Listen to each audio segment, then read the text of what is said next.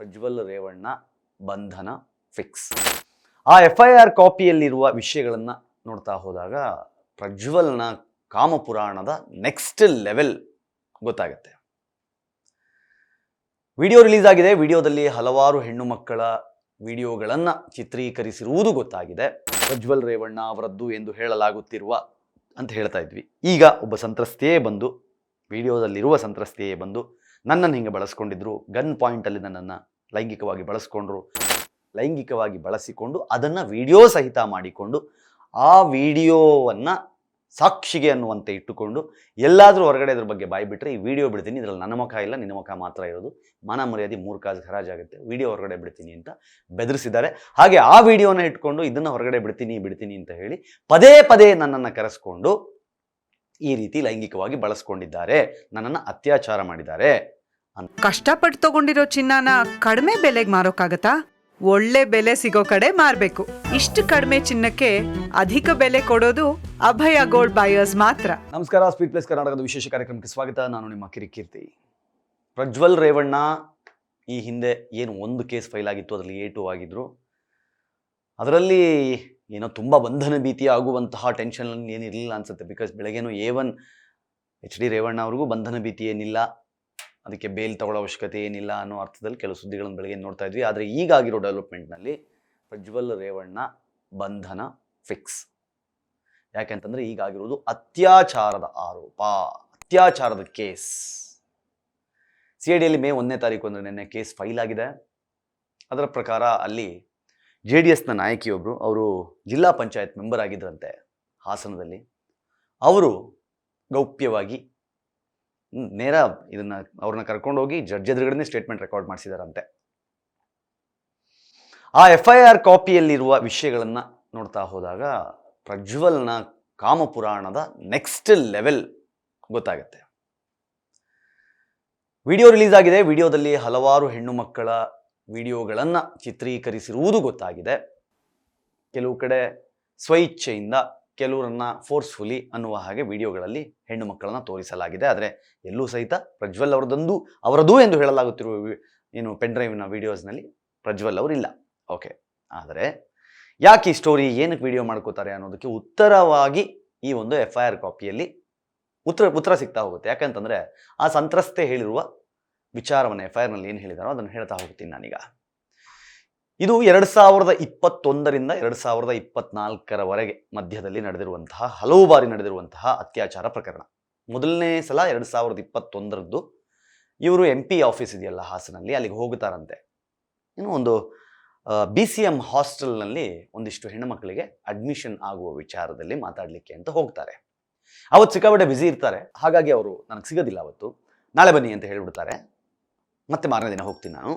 ಹೋದಾಗ ಅಲ್ಲಿ ಸಿಕ್ಕಾಪಟ್ಟೆ ಜನ ಇರ್ತಾರೆ MP ಆಫೀಸ್ನಲ್ಲಿ. ಅದಕ್ಕೆ ಹೇಳ್ತಾರೆ, ಇಲ್ಲಿ ತುಂಬ ಜನ ಇದ್ದಾರೆ, ಮೇಲ್ಗಡೆ ಹೋಗಿ ಹೆಂಗಸರಲ್ಲ ಅಲ್ಲಿ ವೆಯ್ಟ್ ಮಾಡ್ತಿದ್ದಾರೆ, ಅಲ್ಲಿರಿ, ನಾನು ಬರ್ತೀನಿ ಅಂತ. ಸ್ವಲ್ಪ ಹೊತ್ತಾದ ಮೇಲೆ ಪ್ರಜ್ವಲ್ ಅಲ್ಲಿಗೆ ಬರ್ತಾರೆ. ಬಂದು ಯಾರ್ಯಾರು ಇವ್ರಿಗಿಂತ ಮುಂಚೆ ಬಂದಿದ್ರು ಅವ್ರನ್ನೆಲ್ಲ ಮಾತಾಡಿಸಿ ಒಬ್ಬೊಬ್ಬರನ್ನೇ ಕಳಿಸಿ ಲಾಸ್ಟ್ಗೆ ಇವರನ್ನು ಮಾತ್ರ, ಯಾವ ಸಂತ್ರಸ್ತೆ ಇದ್ದಾರೆ ಅವ್ರನ್ನ ಮಾತ್ರ ಉಳಿಸ್ಕೋತಾರಂತೆ. ಉಳಿಸ್ಕೊಂಡು ಅವ್ರನ್ನ ಅಲ್ಲಿರುವ ರೂಮ್ನೊಳಗೆ ಕರ್ಕೊಂಡು ಹೋಗಿ ಚಿಲ್ಕ ಹಾಕೋ ಪ್ರಯತ್ನ ಮಾಡಿದಾಗ ಅವ್ರು ಹೇಳ್ತಾರೆ, ಚಿಲ್ಕ ಯಾಕೆ ಹಾಕ್ತೀರಾ, ಹಾಕಬೇಡಿ ಚಿಲ್ಕನ ಅಂತ. ಏಯ್ ಕೂತ್ಕೋ, ನಂಗೆ ಗೊತ್ತಿದೆ, ಹಾಸಿಗೆ ಮೇಲೆ ಕೂತ್ಕೋ ಅಂತ ಹೇಳಿ ಅಲ್ಲಿದ್ದ ಮಂಚದ ಮೇಲೆ ಕೂರ್ಲಿಕ್ಕೆ ಹೇಳ್ತಾರೆ. ಹಾಗೆ ಹೇಳ್ತಾರೆ, ನಿನ್ನ ಗಂಡಂದು ಸ್ವಲ್ಪ ಜಾಸ್ತಿ ಆಯಿತು, ಸ್ವಲ್ಪ ಕಮ್ಮಿ ಮಾತಾಡೋಕ್ಕೆ ಹೇಳು, ಅವನಿಂದಾಗಿ ನಮ್ಮಮ್ಮನ MLA ಟಿಕೆಟ್ ಪ್ರಾಬ್ಲಮ್ ಆಗಿದೆ ಅನ್ನುವ ಅರ್ಥದಲ್ಲಿ 2021ರಲ್ಲಿ ಮಾತುಕತೆ ಆಗುತ್ತೆ ಅವರಿಬ್ಬರ ಮಧ್ಯ. ಆವಾಗ ಇವರು ಅಲ್ಲಿಂದ ಎದ್ದು ಹೊರಡಕ್ಕೆ ಟ್ರೈ ಮಾಡಿದ ತಕ್ಷಣ ಕೈ ಹಿಡಿದು ಮತ್ತೆ ಕೂರಿಸ್ತಾರಂತೆ. ಏಯ್, ಜಾಸ್ತಿ ನಖರ ಮಾಡಬೇಡ, ನಾಟಕ ಮಾಡಬೇಡ, ನಾನು ಹೇಳಿದ್ದು ಕೇಳು, ನನ್ನ ಹತ್ರ ಗನ್ ಇದೆ, ನಿನ್ನ ಗಂಡನ ಇಬ್ಬರನ್ನು ಮುಗಿಸ್ಬಿಡ್ತೀನಿ ಅಷ್ಟೇ ಅಂತ ಬೆದರಿಸಿದ್ದಾರೆ. ಬೆದರಿಸಿ ಆದ ಮೇಲೆ ಬಟ್ಟೆ ಬಿಚ್ಚಕ್ಕೆ ಹೇಳಿದ್ರಂತೆ.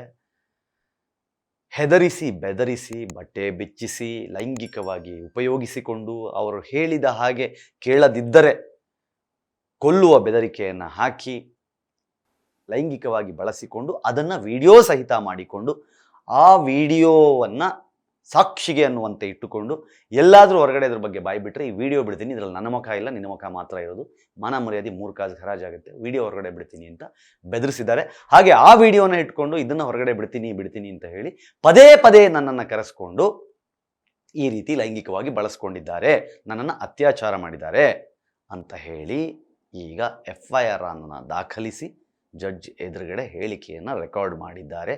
ಈಗ ಪ್ರಜ್ವಲ್ಗೆ ನಿಜವಾದ ಆತಂಕ ಶುರುವಾಗಿರುತ್ತೆ.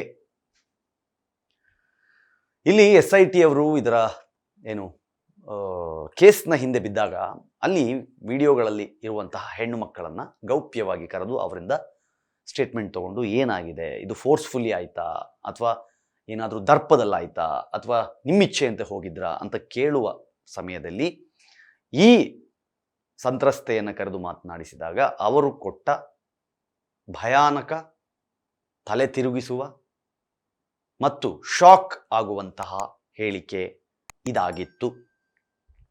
ಈಗ ಟೆನ್ಷನ್ ಸ್ಟಾರ್ಟ್ ಆಗುತ್ತೆ. ಯಾಕಂದರೆ ಈಗ ಫೈಲ್ ಆಗಿರೋದು, ಈಗ FIR ಆಗಿರೋದು ರೇಪ್ ಕೇಸ್ನಲ್ಲಿ ಆಲ್ರೆಡಿ 376(2)N ಹಾಗೂ IT ಆ್ಯಕ್ಟ್ನಲ್ಲಿ FIR ಅನ್ನು ದಾಖಲು ಮಾಡಲಾಗಿದೆ. ಹೇಗೆಲ್ಲ ದೌರ್ಜನ್ಯ, ದಬ್ಬಾಳಿಕೆ, ಬೆದರಿಕೆ ಹಾಕಲಾಗಿದೆ ಎಂದು ದೂರಿನಲ್ಲಿ ಉಲ್ಲೇಖಿಸಿದ್ದಾರೆ. ಇಲ್ಲಿ ಒಂದು ಅವರ ಗಂಡನನ್ನು ಮುಗಿಸ್ಬಿಡ್ತೀನಿ ಅಂತ ಬೆದರಿಕೆ ಹಾಕಿದ್ದು, ಹಾಗೆ ಫೋರ್ಸ್ಫುಲಿ ಹೆಣ್ಮಗಳನ್ನು ಸೆಕ್ಸ್ಗೋಸ್ಕರ ಬಳಸ್ಕೊಂಡಿದ್ದು ಮತ್ತು ಆ ವಿಡಿಯೋವನ್ನು ಇಟ್ಟುಕೊಂಡು ಬೆದರಿಸಿ ಪದೇ ಪದೇ ಮತ್ತೆ ಅತ್ಯಾಚಾರ ಮಾಡಿರೋದು, ಇದು ಬಹಳ ಗಂಭೀರ ಪ್ರಕರಣ ಆಗಿರೋದ್ರಿಂದ ಇದು ದೊಡ್ಡ ಉರುಳಾಗಿ ಪ್ರಜ್ವಲ್ ಅವರನ್ನು ಕಾಡತ್ತೆ, ನೋ ಮ್ಯಾಟರ್ ವಾಟ್. ಇಲ್ಲಿ ರಾಜಕೀಯ ದ್ವೇಷ ಇತ್ತೋ ಅಥವಾ ತನ್ನದೇ ಪಕ್ಷ JDS ಅಂದರೆ ತನ್ನದೇ ಪಕ್ಷದ ಒಬ್ಬ ಜಿಲ್ಲಾ ಪಂಚಾಯತ್ ಸದಸ್ಯಗೆ ಹೀಗಾಗಿದೆ ಅಂತಾದ ಮೇಲೆ ಇಲ್ಲಿ ಅವ್ರಿಗೇನಾದರೂ ಲೋಭ ಅಂದರೆ ಏನಾದರೂ ಹೇಳಿ ನಿನಗೆ ಹಂಗೆ ಮಾಡ್ತೀನಿ ಹಿಂಗೆ ಮಾಡ್ತೀನಿ, ರಾಜಕೀಯವಾಗಿ ಬೆಳಿಬೇಕು ಅಂದರೆ ನಾನು ಹೇಳ್ದಂಗೆ ಕೇಳಬೇಕು ಅನ್ನೋ ಥರ ಎಲ್ಲ ಹೇಳಿ ಮಾಡಿಸಿ ಈ ತರಹದ ಕಚಡಾ ಕೆಲಸವನ್ನು ಮಾಡಿರುವುದರಿಂದ ಈಗ FIR ದಾಖಲಾಗಿದೆ. ನನಗೆ ಗೊತ್ತಿಲ್ಲ, ಪ್ರಜ್ವಲ್ ರೇವಣ್ಣ ಅವರು ಏನೋ ಒಂದು ಫಸ್ಟ್ ಒಪಿನಿಯನ್ ಥರ ಸತ್ಯ ಹೊರಗೆ ಬರುತ್ತೆ ಅಂತ ಹೇಳಿದರು. ಅದು ಇದೇ ಸತ್ಯನಾ ನನಗೆ ಗೊತ್ತಿಲ್ಲ, ಇನ್ನೂ ಎಷ್ಟು ಸತ್ಯಗಳನ್ನು ನೋಡಲಿಕ್ಕಿದೆಯೋ ಗೊತ್ತಿಲ್ಲ. ಬಟ್ ಇಲ್ಲಿಯ ತನಕ ಅವರು ಕಾನೂನಾತ್ಮಕವಾಗಿ ಏನು ಹೇಳಿದ್ರು ಅದಕ್ಕೆ ಅನುಗುಣವಾಗಿ ನಾವೇನು ಹೇಳ್ತಾ ಇದ್ವಿ, ಪ್ರಜ್ವಲ್ ರೇವಣ್ಣ ಅವರದ್ದು ಎಂದು ಹೇಳಲಾಗುತ್ತಿರುವ ಅಂತ ಹೇಳ್ತಾ ಇದ್ವಿ. ಈಗ ಒಬ್ಬ ಸಂತ್ರಸ್ತೆಯೇ ಬಂದು, ವಿಡಿಯೋದಲ್ಲಿರುವ ಸಂತ್ರಸ್ತೆಯೇ ಬಂದು ನನ್ನನ್ನು ಹಿಂಗೆ ಬಳಸ್ಕೊಂಡಿದ್ರು, ಗನ್ ಪಾಯಿಂಟಲ್ಲಿ ನನ್ನನ್ನು ಲೈಂಗಿಕವಾಗಿ ಬಳಸ್ಕೊಂಡ್ರು, ನನಗೆ ಬೆದರಿಕೆ ಹಾಕಿದ್ರು ಅಂತೆಲ್ಲ ಹೇಳಿ FIR ಮಾಡಿಸಿದ ಮೇಲೆ ಸಂಕಷ್ಟ ಕಟ್ಟಿಟ್ಟ ಬುತ್ತಿ ಏನಾಗುತ್ತೆ ಅನ್ನೋದನ್ನು ಸುಮ್ಮನೆ ನೀವು ಕಾದು ನೋಡಬೇಕಷ್ಟೇ. ಇವಾಗ ಬಿಟ್ಟರೆ ಬೇರೆ ಏನು ಆಪ್ಷನ್ ಇಲ್ಲ. Will weight and watch. ನೋಡ್ತಾ ಇರಿ ಸ್ಪೀಡ್ ಪ್ಲಸ್ ಕರ್ನಾಟಕ. ಇದು ನಿಮ್ಮಿಂದ ನಿಮಗಾಗಿ, ನಿಮಗೋಸ್ಕರ. ಮತ್ತೆ ಸಿಗ್ತೀನಿ. ನಮಸ್ಕಾರ. Speed plus Karnataka.